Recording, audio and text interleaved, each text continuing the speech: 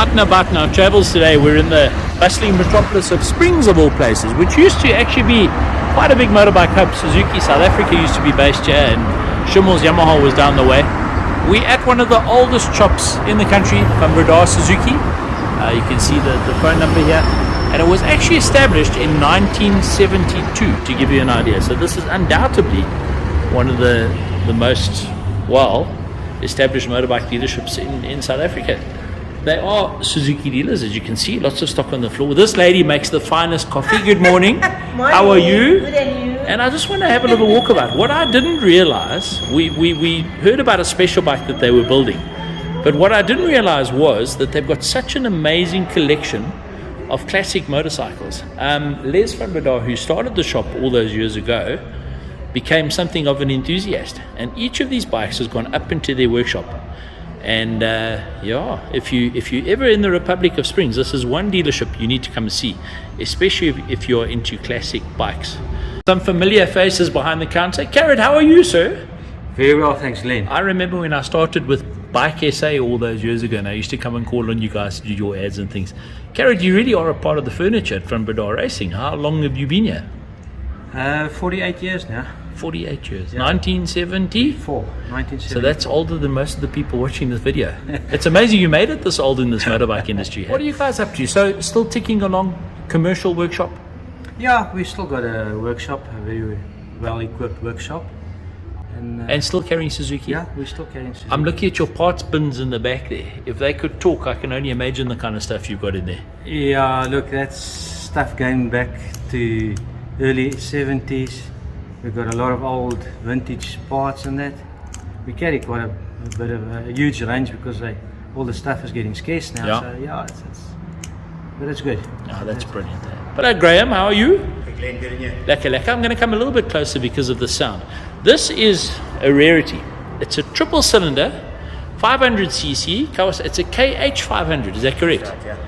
Tell me a little bit about the bike. Where did you get it from? I'm going to do this, and I'm going to talk through the bike as we go. Stock pipes. I would have thought you would have got it to Mr. Pincus to make some performance pipes on that thing. The pipes are the only thing that is really still marked. We're trying to source original exhaust for it to keep it original, but like I said, the parts for this thing are they're very, very hard to come by. It really is something Glenn, that pretty bike came special. from a customer, well, a guy who's our customer.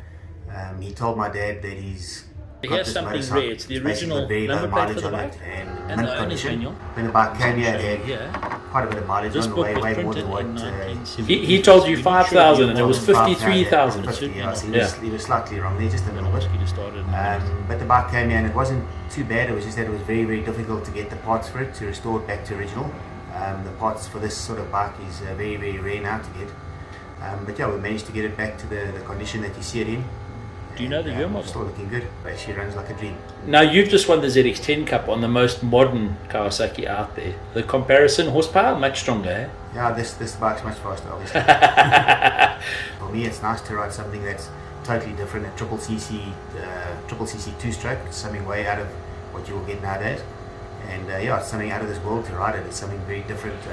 But funny enough, even being as old as what it is, it's still a nice ride. Handles pretty nicely. The motor's nice and smooth, and the brakes are still good, so it's not a bad bike for 40, 50-year-old motorbike. What's your plan with all these things one day? For the moment being, we've had this shop so long, so we're here in Springs, we're still doing business in Springs. It's nice for the guys to have them for people to look at. That's the main idea of it.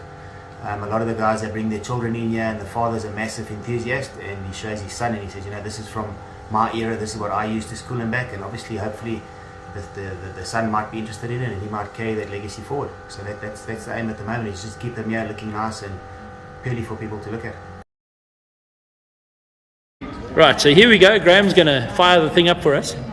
He wrote it yesterday, it was finished yesterday, and just out of interest sake, those of you who knew Les from Breda, this was his last project in the garage, and it's now completed. So it's the closing of a book for the family, and I think this one's going to be very, very special.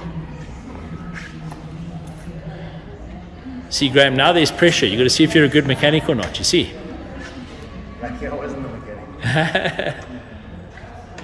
So the book says 1973. Look at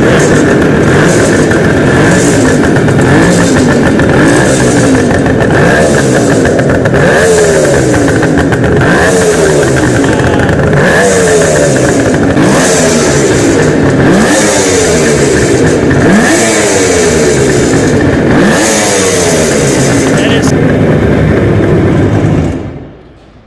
Ladies and gentlemen, that is a 1970s Kawasaki KH500 triple. Something you don't get to see every single day. Fun Breda Racing, eh? What's the actual address here, boys? I don't know. It's 61 2nd Street.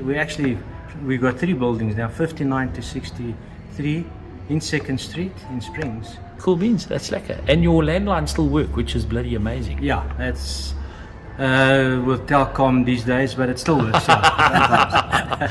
Brilliant, guys. It still works. Thanks a million, hey? Good stuff. So guys, that's Fun Breda Racing. Come and have a look. Come and see what they offer. It's a beautiful store. A little bit of nostalgic history here. Pop on down to Springs one day and come and have a look-see.